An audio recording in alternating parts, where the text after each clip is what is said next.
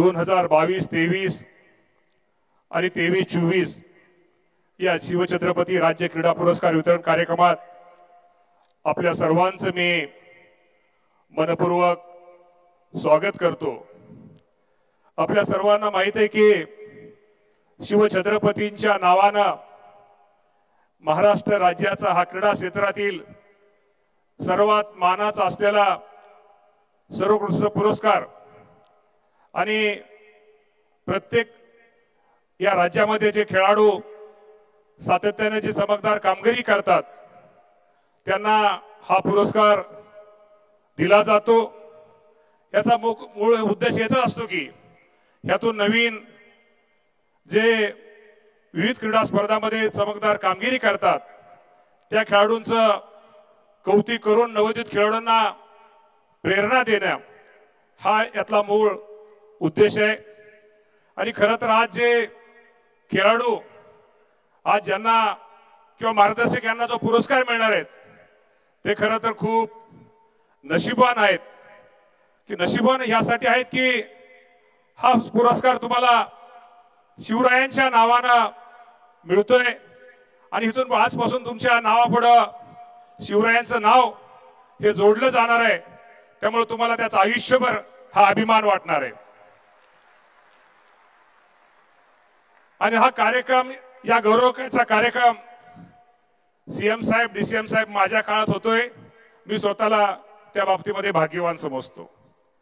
आज खरं तर आजच्या या पुरस्कारामध्ये आपल्या देशाचे लोकप्रिय पंतप्रधान नरेंद्र मोदी साहेब यांनी 21 जून हा दिवस योग दिवस म्हणून जाहीर केला आणि योग क्रीडा प्रकारात आपण ह्या वर्षी त्यामध्ये प्रथमच या बाबतीमध्ये त्यामध्ये सुद्धा पुरस्कार आपण हा देत आहोत।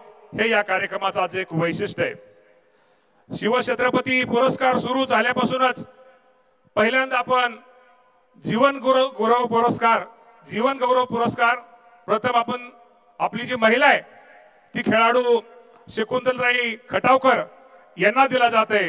त्याचा निश्चित प्रकारे आम्हा सर्वांना एक अभिमान आहे। महायुती सरकारने नेहमीच खेळाडूंना केंद्रस्थानी मानलेलं आहे। या राज्याचे मुख्यमंत्री असतील दोन्ही उपमुख्यमंत्री असतील या सर्वांनीच खूप चांगले निर्णय यामध्ये घेतलेले आहेत आणि त्यामध्ये आपल्या सर्वांना माहिती आहे की शासकीय नोकरीमध्ये खेळाडूंसाठी 5% राखीव जागा आणि जे प्रावीण्य मिळवत जे खेळाडू आहेत त्यांना थेट नियुक्ती आतापर्यंत आपल्याला साधारण सांगायला हरकत नाही 128 जणांना राज्य शासनाने ही थेट खेळाडूंना नोकरी दिलेली आहे। आणि आंतरराष्ट्रीय स्पर्धांमध्ये असू द्या किंवा राष्ट्रीय स्पर्धांमध्ये असू द्या जे खेळाडू पदक मिळवतात त्या जिंकणाऱ्या खेळाडूंना सुद्धा एक चांगल्या प्रकारची बक्षिसाची रक्कम ही राज्य सरकारने दिलेली आहे। आणि मला एक अभिमान वाटतो या राज्यामधले जे खेळाडू आहेत आंतरराष्ट्रीय व राष्ट्रीय पातळीवर अनेक खेळाडूंनी खूप चांगली कामगिरी केलेली आहे। आपल्या सर्वांना माहिती आहे की 1952 साली कैलासवासी खाशाबा जाधव यांच्या रूपाने आपल्याला ऑलिम्पिक स्पर्धेमध्ये आपल्याला बक्षीस मिळालं होतं। त्यानंतर पहिल्यांदाच 1952 नंतर पॅरिस ऑलिम्पिक मध्ये स्वप्नील कुसळेला ब्रॉन्झ मेडल जिंकला। त्याचप्रमाणे पॅरिस पॅरा ऑलिम्पिक मध्ये सचिन खिलारी यांनी सुद्धा सिल्वर मेडल जिंकून हा इतिहास रचलेला आहे। ही निश्चित प्रकारे महाराष्ट्रासाठी खूप मोठी अभिमानाची गोष्ट आहे। दिल्ली येथे झालेल्या खो खो स्पर्धेमध्ये जी वर्ल्ड कप खो खो स्पर्धा होती त्या वर्ल्ड कप खो खो स्पर्धामध्ये भारताने पुरुष आणि महिला मुख्यमंत्री आणि उपमुख्यमंत्री आता तुम्ही दोघं पण या स्टेजवरती आहात। माननीय राज्यपाल महोदय आहेत की मगाशी आल्यानंतर मला अनेक क्रीडाप्रेमी भेटले अनेक खेळाडू भेटले।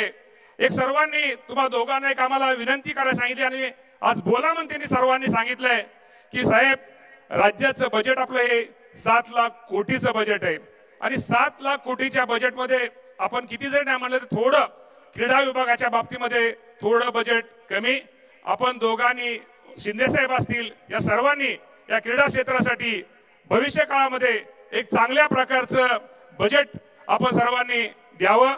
आज आपण ज्या इथं बालेवाडीमध्ये आपण इथं बसलेलो आहे की यावर्षी बालेवाडी संकुलाची निर्मिती ही 32 वर्षापूर्वी झालेली आहे, त्यामुळे इथं आजी अनेक कामं अपूर्ण आहेत। इथं पण अनेक सुविधा इथं खेळाडूंसाठी देणं हे काम आहे।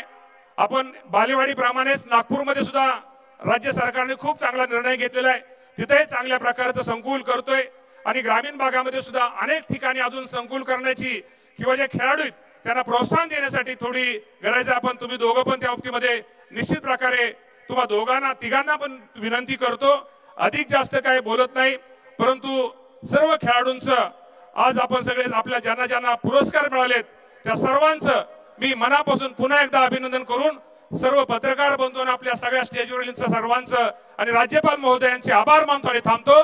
धन्यवाद। जय हिंद, जय महाराष्ट्र।